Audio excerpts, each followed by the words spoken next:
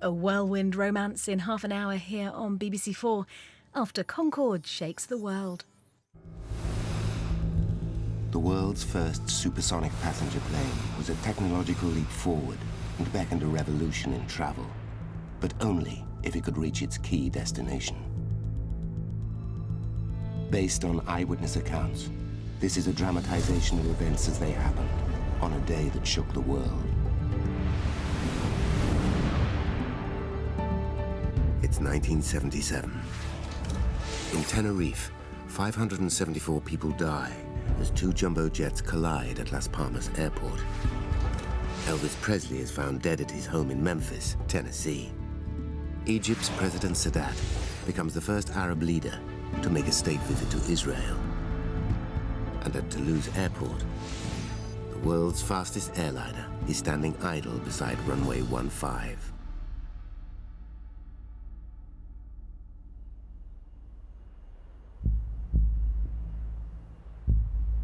The 17th of October 1977, the most controversial passenger plane ever built, is in the dock.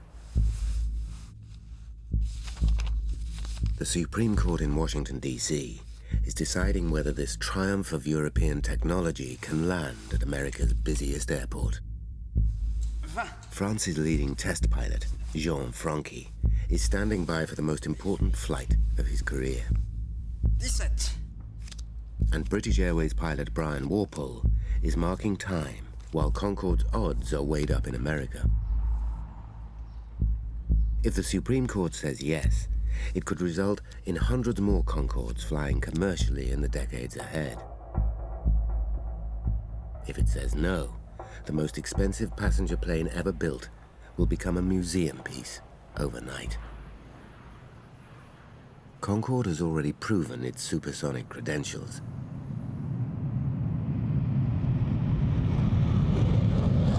The world's most glamorous plane has flown to the most glamorous cities.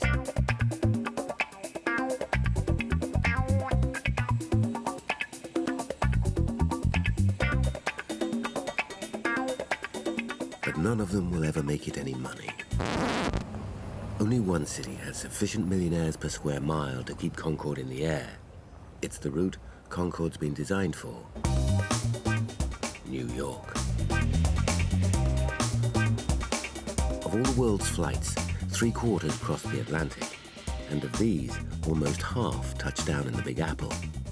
If it's to have any commercial future, Concorde needs New York. But New York doesn't want Concorde. We're mad as hell and we're not going to take it anymore. Thousands living under the flight path to New York's John F. Kennedy Airport are up in arms. They're highly organized, highly vocal middle-class Americans. And if they don't get their way, they've got enough clout to bring the country's busiest airport to a standstill. Spearheading the campaign to kill Concorde is Carol Berman, a 52-year-old resident of Long Island. As her campaign gains momentum, Concorde gets dragged into the dock. Official hearings assess the evidence for and against Concorde, known in America as a supersonic transport, or SST. The building shook. I held my ears. The SST is charged with doing everything but causing ingrown toenails, and I'll be surprised if the misinformers do not find a way to do that. Please consider our fate carefully. Concorde's fate has been placed in an indefinite holding pattern. The risk of Concorde losing its case becomes so great that the British government sends over its Minister for Industry. Is that I like campaigns to present accurate facts, and this is just a hysterically inaccurate campaign. After 19 months caught up in the American legal system, the Supreme Court makes its decision. Concorde can land at JFK. They will fly a proving flight into JFK this coming Wednesday, the day after tomorrow.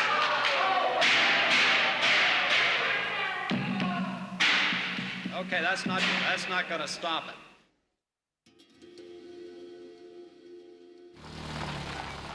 Aerospatiale headquarters in Toulouse is the French birthplace of Concorde. Concorde Sierra Bravo can now be readied for its historic transatlantic flight to New York. The Concorde project has been a joint investment by the British and French governments. So today's Concorde has a suitable livery. One side of the tail fin has been painted with the British Airways colours, the other with the Air France logo. The evening before they are due to take off for New York, the pilots are called to a room nearby. What do you say to the accusation that Concorde is the noisiest commercial aircraft that's ever flown? Well, again, I would come back to the fighter planes, which are to be counted by the thousands flying over Vietnam and over... The pilots must train for 6 months to fly Concorde. But something they've not been prepared for is how to deal with a hostile press. Fuel burnt by Concorde could adversely affect the weather patterns, the global When they get to New York, these pilots will be the human face of Concorde. Their mission will not just be to fly the plane, but to win the hearts and minds of the public. We have a few Concordes flying. We might sail... Jean Franqui will command this historic Concorde flight. The planes going all over the world. During his 33 years as a test pilot, he's had little time to spare for diplomatic niceties. So, I can't really see the point of your questions. There are very clear procedures in place to reduce the amount of... Brian Walpole started his flying career as an ace in the Royal Air Force aerobatics team. No, there are many other aircraft, you know, which create noise. You can't fly an aircraft without creating noise, but Concorde isn't... After British Airways bought 5 Concordes in 1975, it was not long before he was put in charge of the Concorde fleet. You'll admit there's a risk? No. Well, we've been told that the sonic boom, for example, on landing is going to... Yes, well, you must realize that if we did land at sonic speed, we would have a far greater problem than noise.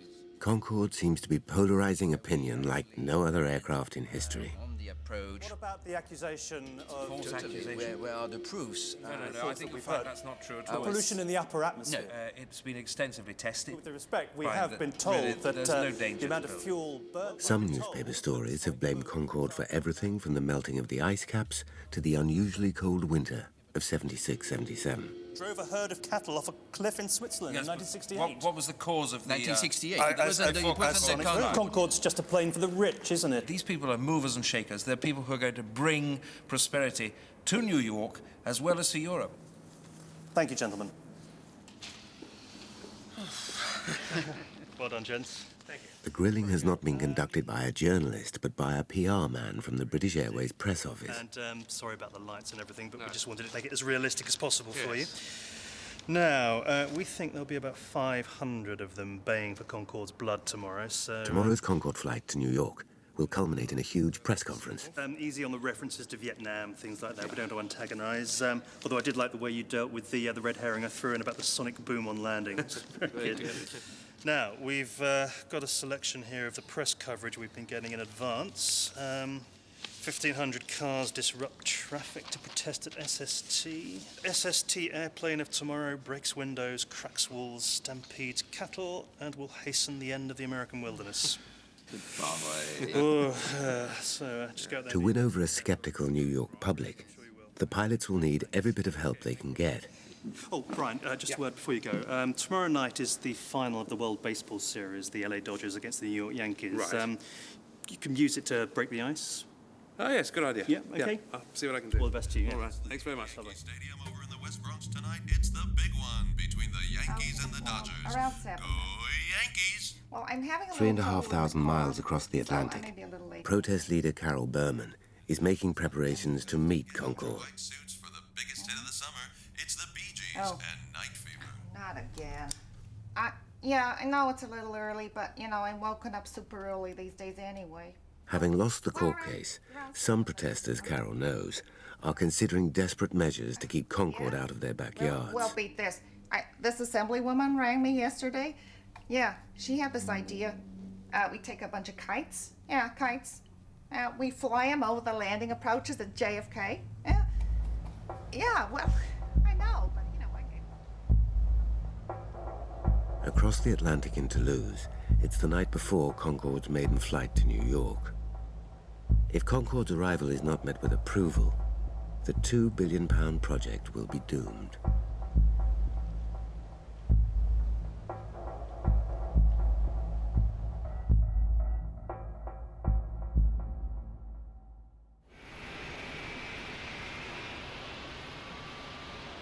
On the morning of October the 19th, Concorde Sierra Bravo is readied for its 4-hour flight. In a nearby office, Captain Franke is conducting the pre-flight briefing. So now for the fuel flight plan. Alors. Okay, so the total is 93.5 ton. I'd like you to check on the center of gravity on the CG. It's 93.5 tons. I make it is 54%, is that right? 54%. You'll have a burnout of approximately a ton, which is more or less equal to what we use for taxi fuel. Concorde's fuel tanks can hold up to 95 tons of fuel. On a full flight, this equates to almost 1 ton of fuel being burned per passenger. This is more than triple that of its subsonic rivals and has placed Concorde at the top of the environmentalists' blacklist. Sorry to interrupt, JFK Airport is surrounded by large residential areas. We have some problems with the local population.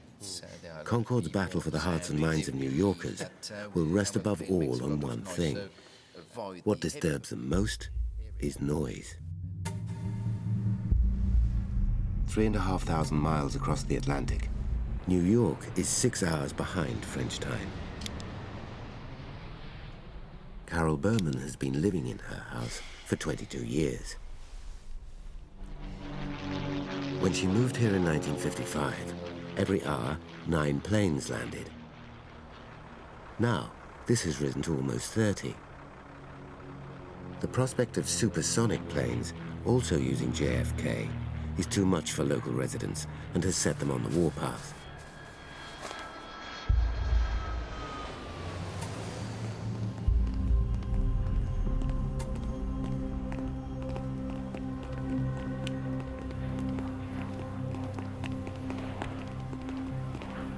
The crew for today's flight has been chosen very carefully.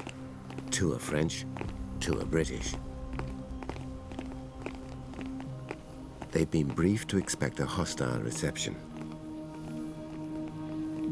If they don't present a convincing case in New York, Concorde's battle for commercial survival will be lost. Today's flight will be carrying no fare-paying passengers. It is a technical proving flight only. The crew need to convince the New York authorities that Concorde can be treated like any other commercial aircraft.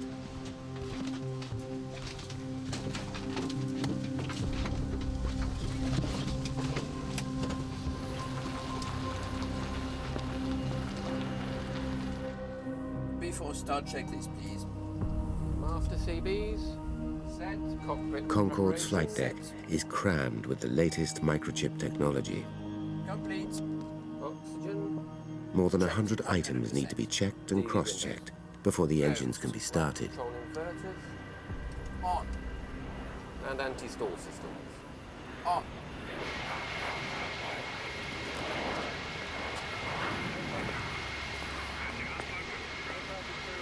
Engine starting. Engines 4 and 1 starting.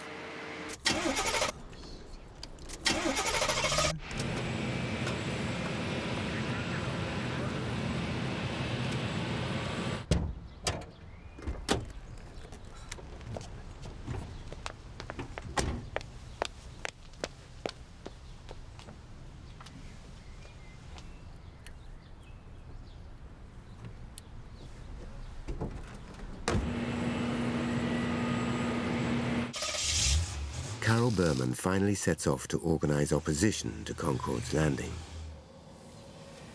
Blynack Tower, Concorde Sierra Bravo, taxi.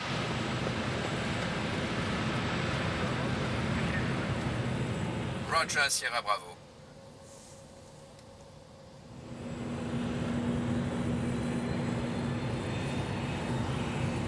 Visor down, nose to 5. 3, 2, 1, now.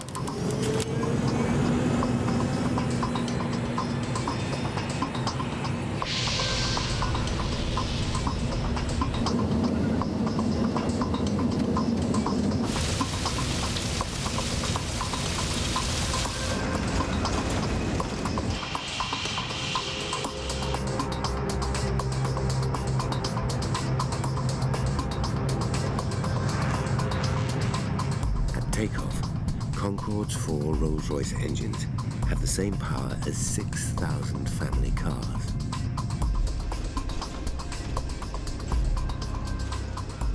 In the first 1,000 feet of the climb alone, a ton of fuel is used.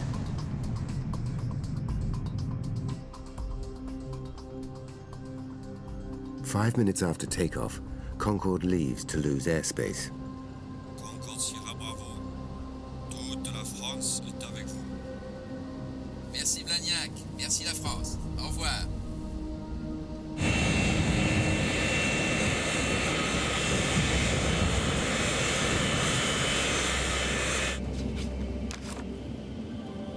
At 28,000 feet, the crew are ready to show why the claims that Concorde is the future of air travel should be taken seriously.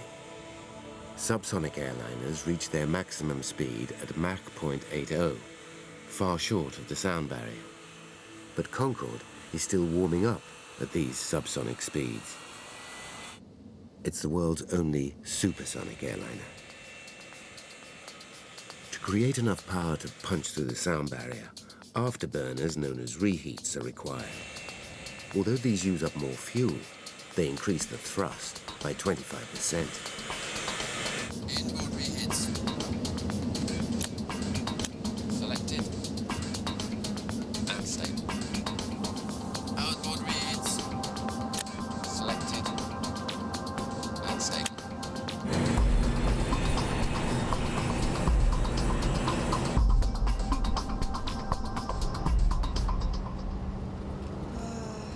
Community SSTs are killing out community. By taking on the leadership of the anti-Concorde campaign, Carol Berman has found a suitable outlet to channel her political energies.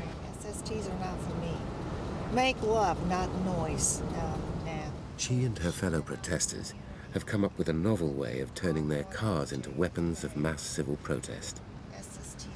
Carol's placard has been left over from an organized protest she took part in at JFK 3 days before. A convoy of over 500 cars crawled around the approach roads at 5 miles an hour.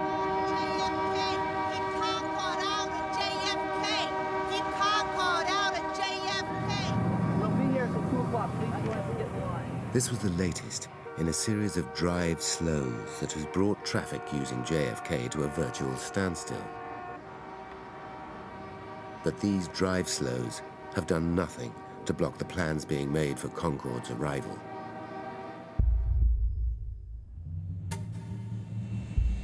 Concorde crosses into American airspace over the mid-Atlantic. The plane is famous not just for its speed, but for the extravagance of its food. Although there are no paying passengers on board, one cardinal rule is still strictly observed. The captain and co-pilot cannot be served with the same dish in case they both come down with food poisoning. Merci. Carol has arrived at the house of fellow protester Joseph Lewis. If we let Concorde in, more SSTs will follow. 2, the deafening noise caused by Concorde is above the threshold of pain. Am I going too fast, Joe? Fears about the ozone layer had not been on the agenda when Concorde was conceived in the early 1960s. The impact of Concorde on the ozone layer has been well documented and has been proven to cause skin cancer and air pollution. The air at 58,000 feet is crystal clear. Concorde's cruise altitude is 4 miles higher than that of any other airliner.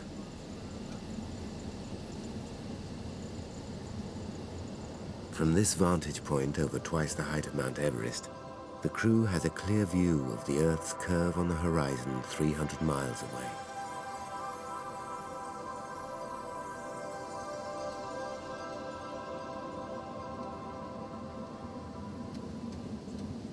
At twice the speed of sound, the serenity inside the cockpit is deceptive.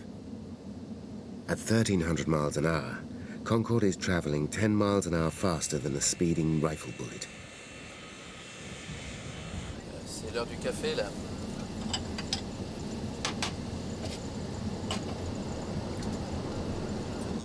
You know, I was going over slogans. Make love, not noise. No, it doesn't sound right to me. SSTs are not for me. As the leading voice against Concorde, Carol knows that every news channel in America will be lining up to interview her later this morning. What do you think? I think that's good. Oh, wait a minute. Shh, this is it. This is it. Okay, it's 10. Okay, we better make a move. Dig out those binoculars, folks. The plight of Carol and her neighbors has become the focus of world press attention. With this. And that's one of the quieter ones. That's 747. So, I mean, if we stand there long enough, you're going to see a lot more of this and you're going to hear a lot more noise. Now, if that was the SST, forget about it. Our eardrums would pop. To assess whether Concorde really will be as loud as its critics claim, JFK ground staff set up noise monitors around the perimeter fence. Concorde, New York Center, good morning, squawk right then. New York, Freeride Concorde, flight level 520, descending, request cross Winnie. The engines are pulled back as Flight Sierra Bravo approaches New York for the first time in its career.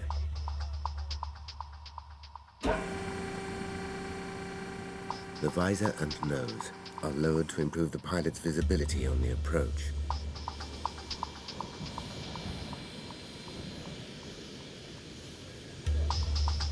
It's half an hour before Concorde is due to touch down at JFK.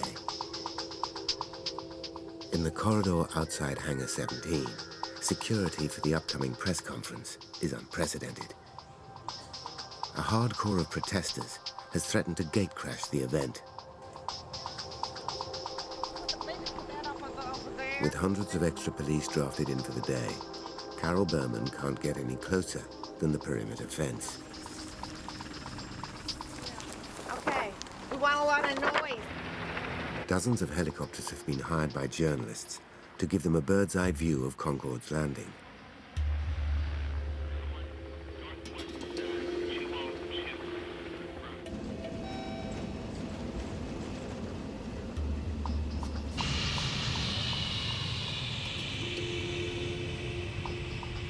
With Concorde just minutes away, the noise monitors are activated.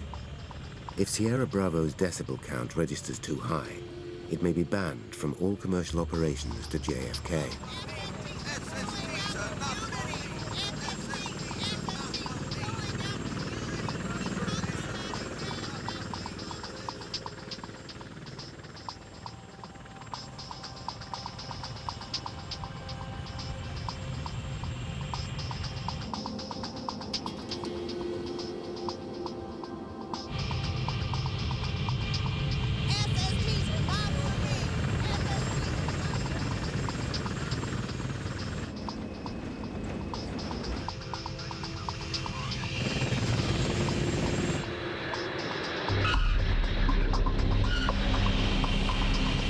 Concorde touches down at 8 minutes past 10 in the morning, East Coast time. By outpacing the rotation of the Earth, Concorde has in effect arrived more than 2 hours before it took off from Toulouse.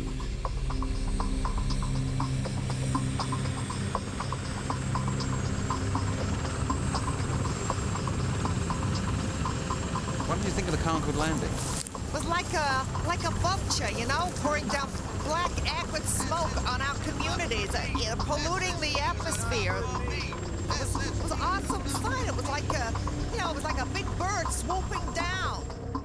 It has been a textbook flight, but the fate of the most expensive commercial aircraft ever built still hangs in the balance. Who won the World Series? The Yankees. New York does not need Concorde. JFK and its residents do not need the Concorde. While Concorde is being checked over outside, its crew confront the press in Hangar 17. New York and for Concorde. I'm told that the New York Yankees won the World Series last night after all that they have been through. And Concorde's here today after all we've been through, and it has been a lot. New York is the city on the western side of the Atlantic for which Concorde was designed. It's going to be devastating. This aircraft has flunked every hearing test it's had. The opening salvo of questions does not bode well for Concorde. The question is, does Jean-Franchi feel that people living around Kennedy have a right to be afraid and fear for the airplane? If they believe what they read about it, they have a right to be afraid of. But what I question is what they read about it.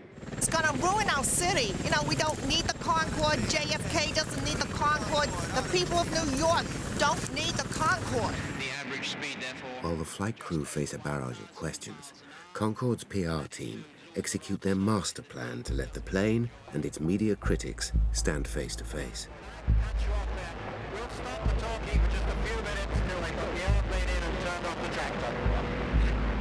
Our lovely bird has arrived, so we'll be quiet for a minute. With many journalists awestruck by their first look at Concorde, the odds of it getting a favorable press start to shift in the airplane's favor. This is just a ploy by the airlines.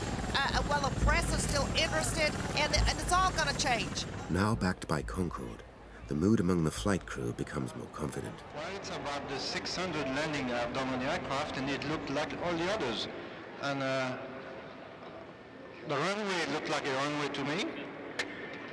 And to be honest with you, I didn't fly a special approach for New York. I don't want to treat the people in New York any better than I treat the people in Toulouse, my hometown. This is proven to be one of the world's noisiest aircrafts, if not the noisiest. Concorde and its crew are holding up well under press scrutiny, but it still faces one crucial test that Carol is sure will vindicate her campaign: its takeoff. What do you think will happen takeoff tomorrow? I'm confident that tomorrow the noise monitors here will register very high. The beat the meter business is not the object of the exercise. It is to satisfy the communities that we are going to be a good neighbor. Critics accuse Concorde of having the loudest takeoff of any civilian aircraft in service. If it registers higher than the legal limit of 112 decibels, Concorde will be dragged through the American legal system for a second time.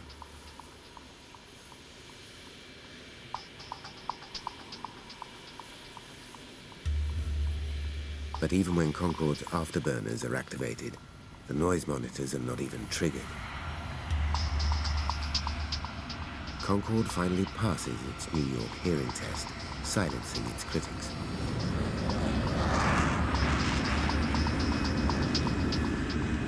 The anti-Concorde campaign may have stalled, but with all the press exposure she's gained, Carol Berman's political ambitions take off.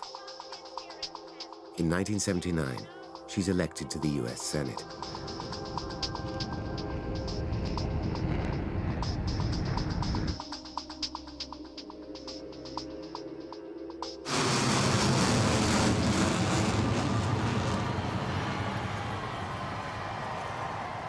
After paying its way for 26 years on the transatlantic route, Concorde made its final landing at London Heathrow in 2003.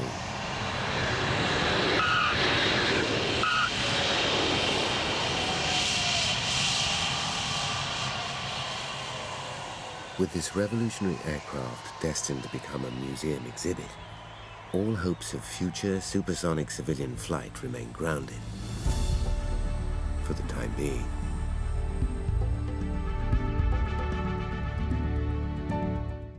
A whirlwind romance next tonight on BBC4 as Time Watch recounts our love affair with Concorde.